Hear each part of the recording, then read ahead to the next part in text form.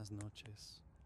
En la quietud de esta hora, emprendamos un viaje hacia el más misterioso de todos los reinos, el mundo subterráneo. Y qué mejor lugar para comenzar esta travesía que en las arenas del antiguo Egipto, donde la muerte no era un final, sino una transición delicada y peligrosa hacia una posible eternidad. Para los egipcios, el más allá era un lugar tangible, una réplica oscura y invertida de Egipto mismo, llamada Duat. No era un infierno de castigo eterno, sino un paisaje surrealista de cañas, desiertos, ríos de fuego y lagos de fuego, poblado por dioses, demonios y almas en tránsito. El viaje comenzaba en el momento de la muerte. Se creía que el Ka, la fuerza vital, y el Ba, el alma o personalidad, se separaban del cuerpo. El éxito de su reunificación y la supervivencia eterna dependían de un viaje exitoso a través del Duat, que duraba 12 horas, como las 12 horas de la noche. Este periplo estaba minuciosamente descrito en los textos de las pirámides, los textos de los sarcófagos y más tarde, en el libro de los muertos, una guía indispensable que se colocaba en la tumba junto al difunto, llena de hechizos, mapas y fórmulas mágicas para superar los incontables peligros del camino. El difunto, guiado por el dios chacal Anubis, debía navegar en la barca solar de Ra a través de las 12 regiones de la Duat, que representaban las 12 horas de la noche. En este viaje, el sol Ra luchaba cada noche contra la serpiente del caos, Apep, y el difunto debía ayudarlo. El camino estaba plagado de puertas custodiadas por demonios con cuchillos, lagos de fuego y bestias aterradoras a las que había que recitar los hechizos correctos para poder pasar. La geografía de la Duat era un laberinto, y perderse significaba la aniquilación del alma. La prueba final, y más crucial, ocurría en la Sala de las Dos Verdades, o Sala de la Pesada del Alma, presidido por Osiris, el señor del inframundo, el dios de la sabiduría Thoth, y 42 dioses jueces, uno por cada nomo o provincia de Egipto. El corazón del difunto, sede de la conciencia y la moral, era colocado en una balanza y pesado contra la pluma de Maat, que representaba la verdad, la justicia y el orden cósmico. Si el corazón, cargado de pecados, era más pesado que la pluma, un monstruo híbrido llamado Amut, la devoradora, con cabeza de cocodrilo, torso de león y patas traseras de hipopótamo, lo devoraba, condenando al alma a la segunda muerte, un olvido eterno. Pero si la balanza se equilibraba, el difunto era declarado justo de voz, verdadero, y podía presentarse ante Osiris para recibir la vida eterna en los campos de juncos, un paraíso idealizado donde se vivía en paz y abundancia, similar a la vida en la tierra, pero sin sufrimiento. Este elaborado sistema de creencias revela una profunda preocupación por la moralidad y el orden. La muerte era un juicio donde las acciones en la vida tenían consecuencias directas. No bastaba con conocer los hechizos correctos. El corazón mismo debía estar libre de culpa. Era un viaje de transformación, donde el alma, purificada por las pruebas y el juicio, podía alcanzar la eternidad junto a los dioses. Un comienzo fascinante para nuestro descenso a los inframundos. De las arenas ordenadas del Duat egipcio, nuestro viaje nos lleva ahora a las sombrías y nebulosas riberas de la cosmovisión clásica. Para griegos y romanos, el inframundo era un reino de melancolía y olvido, gobernado por una deidad impasible, cuyo dominio no era de castigo, sino de simple y llana existencia post-mortem. Este lugar, conocido como Hades por los griegos, que también era el nombre de su dios, y como Orcus, o infierno, por los romanos, era el destino inevitable para la inmensa mayoría de las almas, independientemente de su virtud. o maldad en vida. La geografía del Hades era compleja y estaba minuciosamente cartografiada por la literatura, especialmente en obras maestras como la Odisea de Homero y la Eneida de Virgilio. El viaje comenzaba con la muerte, cuando el alma, psique para los griegos, umbra para los romanos, era conducida por Hermes, Mercurio para los griegos romanos, al límite del mundo de los vivos. Allí, en la costa de un lúgubre río, aguardaba el barquero Caronte, un anciano hosco y arrugado.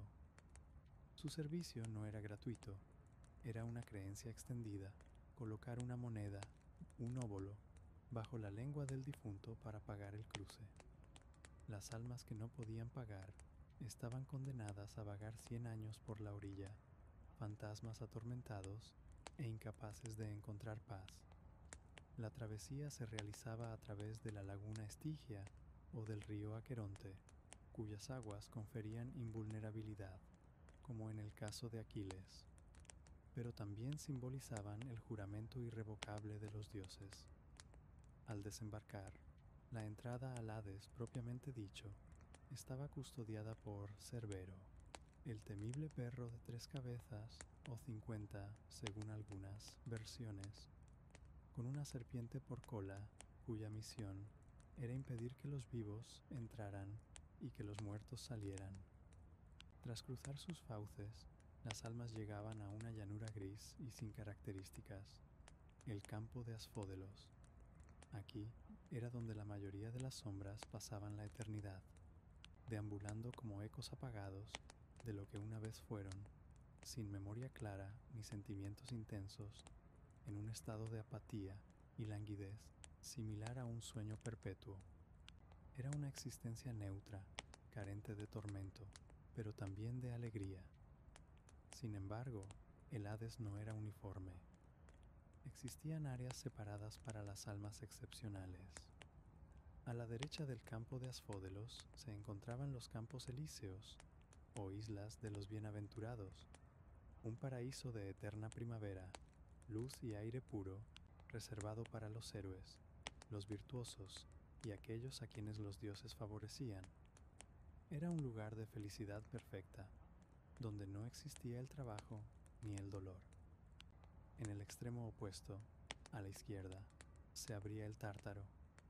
Este no era simplemente un lugar de castigo, sino una prisión cósmica, un abismo profundo y tenebroso tan por debajo del Hades como la tierra está por debajo del cielo. Aquí eran encerrados los grandes transgresores, aquellos que habían desafiado directamente a los dioses, figuras como Sísifo, condenado a empujar eternamente una roca cuesta arriba solo para que volviera a caer, Tántalo, atormentado por el hambre y la sed con comida y agua, siempre a la vista pero inalcanzables, o las Danaídes, condenadas a llenar un tonel sin fondo con agua, expiaban sus crímenes por toda la eternidad. El Tártaro también era la mazmorra de los titanes derrotados. El gobierno de este vasto reino estaba en manos de Hades, Plutón para los romanos, y su reina, Perséfone, Proserpina. Hades no era un dios malvado, sino severo, justo e implacable. Su nombre era tan temido que rara vez se pronunciaba, y se le refería con eufemismos como Plutón, el rico, debido a los minerales que yacen bajo la tierra. Perséfone, por su parte, simbolizaba el ciclo de las estaciones. Pasaba 6 meses con su madre Deméter en la tierra, primavera-verano, y 6 en el inframundo, otoño, invierno. La principal diferencia entre la visión griega y la romana era de matiz. Los romanos, un pueblo más práctico y legalista, enfatizaban el aspecto contractual y judicial del inframundo, Orcus, mientras que el Hades griego era un reino de sombras pasivas. El orco romano ponía más énfasis en la idea de un juicio final, presidido por Radamanto, Eaco y Minos, quienes dictaban sentencia y asignaban a cada alma su lugar correspondiente.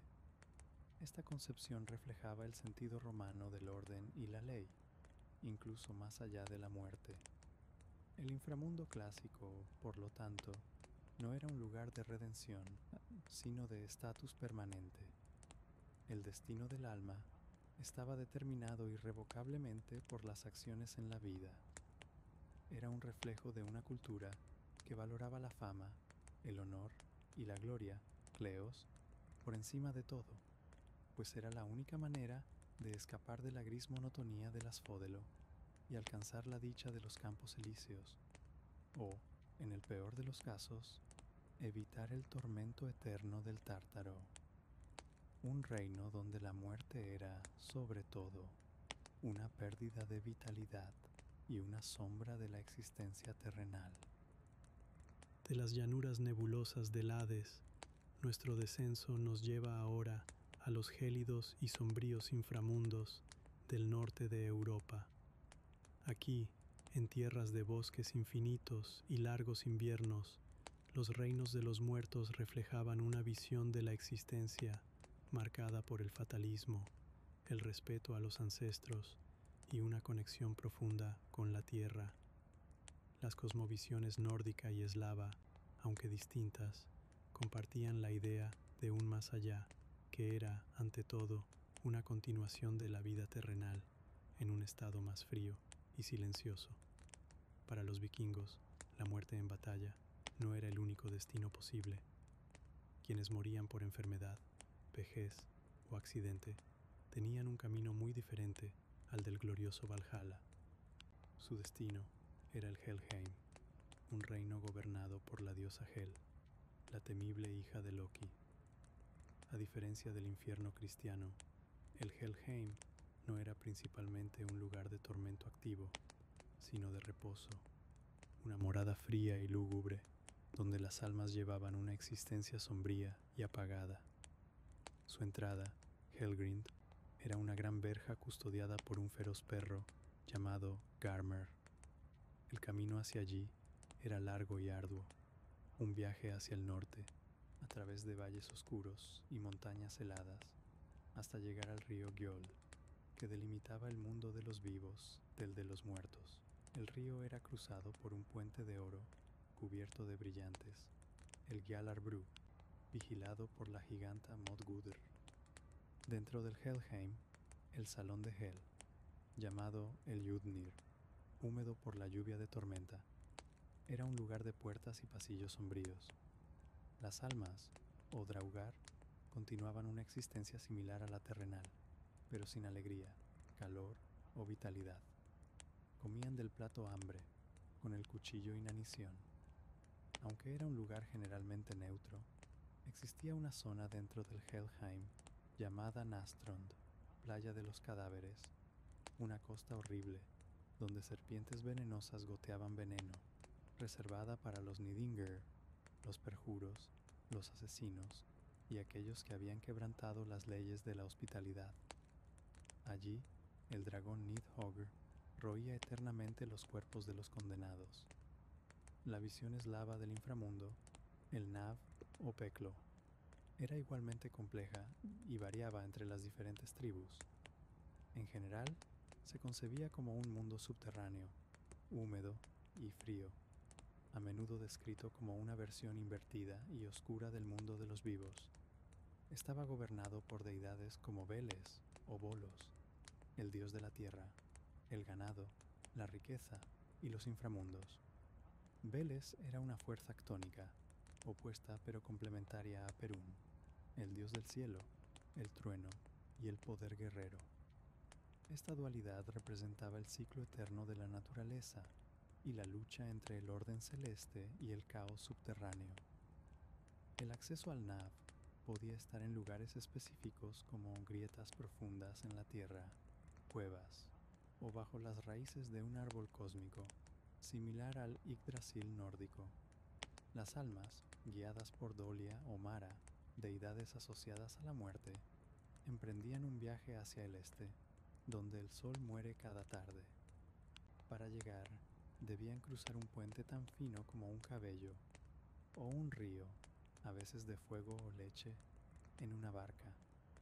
En el Nav, las almas de los ancestros, los Navie, continuaban viviendo en comunidades familiares, influyendo en la fertilidad de la tierra y el bienestar de sus descendientes vivos. Por esto, los eslavos practicaban el rodoslavie, culto a los ancestros, ofreciendo comidas y honores en su nombre para mantener su favor. Sin embargo, no todas las almas llegaban pacíficamente al NAV. Aquellos que morían de forma violenta o prematura, ahogados, suicidas, hechiceros malvados, podían convertirse en espíritus inquietos como los Upir, una forma temprana de vampiro, o los Navki, espíritus de niños no bautizados, condenados a vagar y atormentar a los vivos. El destino final en la creencia eslava no era estático. Existía la idea de una reencarnación, donde el alma, después de un tiempo en el Nav, podía volver al mundo de los vivos, completando el ciclo de la existencia. El Año Nuevo eslavo, la Koliada, marcaba un momento en que el velo entre los mundos era más delgado y los ancestros podían visitar a sus familias. Tanto el Helheim como el Nav presentan una visión del más allá menos moralista y judicial que la egipcia o la clásica, y más vinculada al concepto de destino, Weird, para los nórdicos, y al ciclo natural. La moral se castigaba socialmente en vida, la deshonra era peor que la muerte, o mediante la acción de espíritus vengativos después de ella.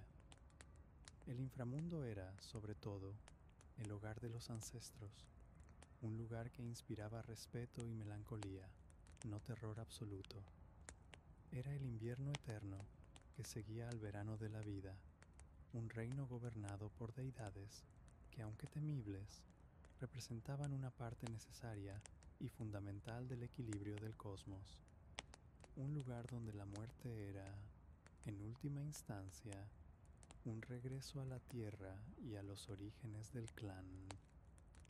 Nuestro viaje por los reinos de los muertos da ahora un salto monumental a través del océano, hacia las vibrantes y a la vez terroríficas cosmovisiones de Mesoamérica.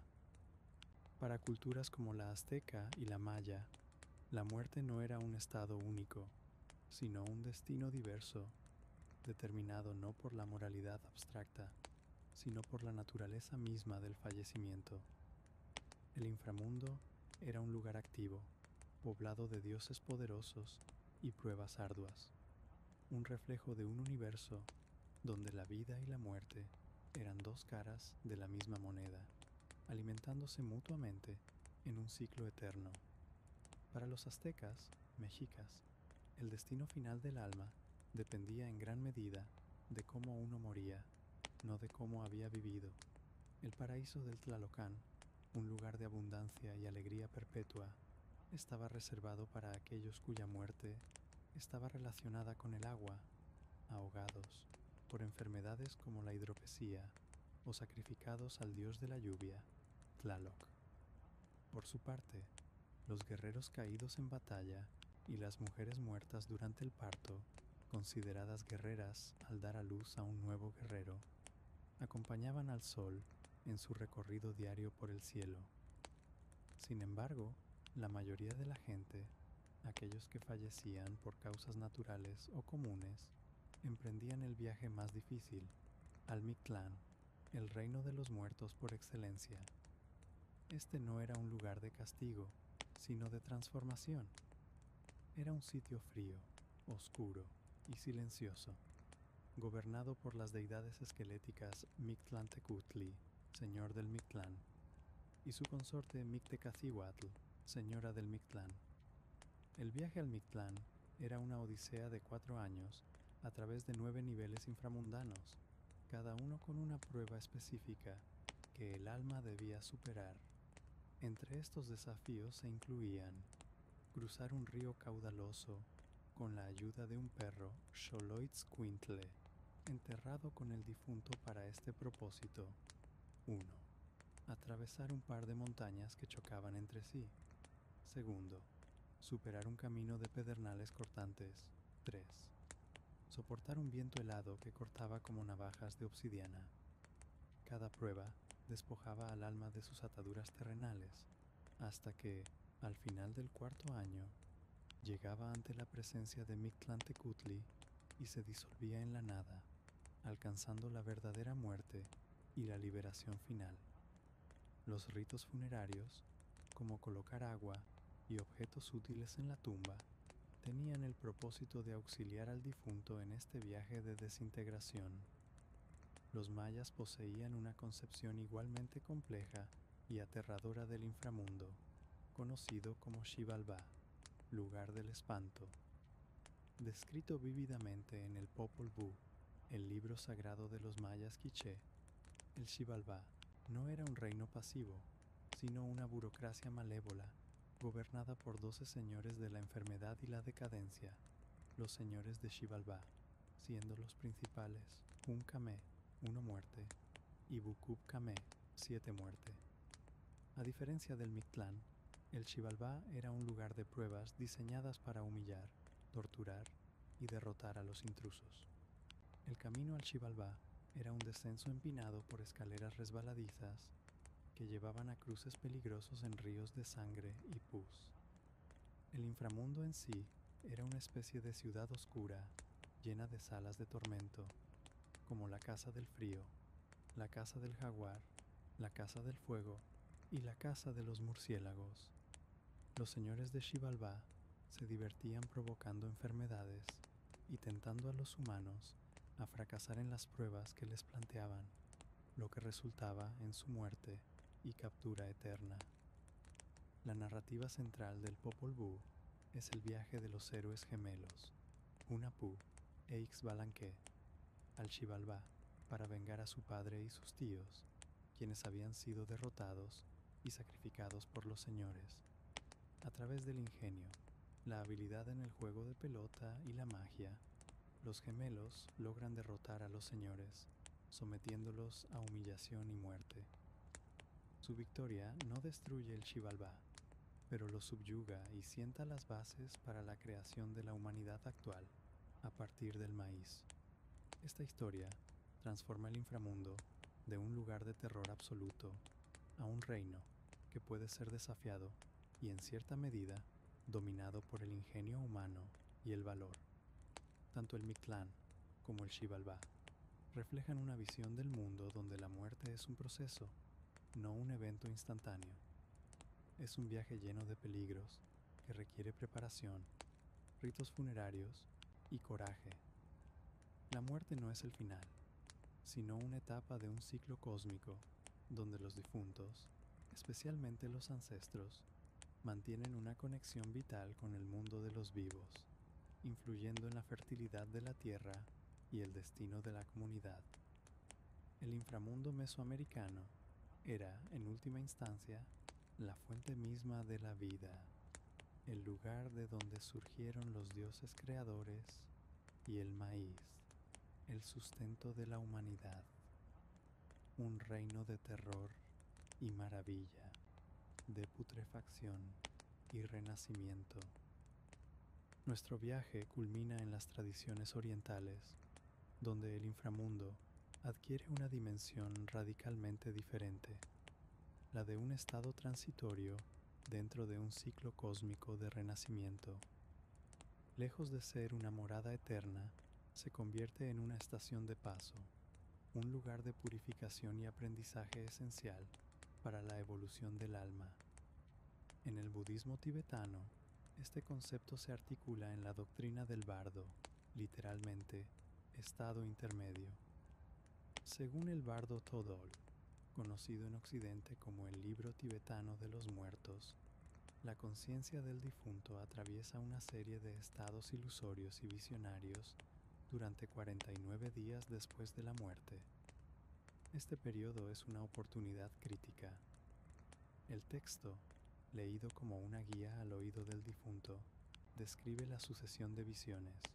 Primero, la luz clara de la realidad última, una oportunidad para la liberación, seguida de la aparición de deidades pacíficas y iracundas. Estas deidades no son entes externos, sino proyecciones del propio karma de la persona, de sus apegos, miedos y tendencias mentales.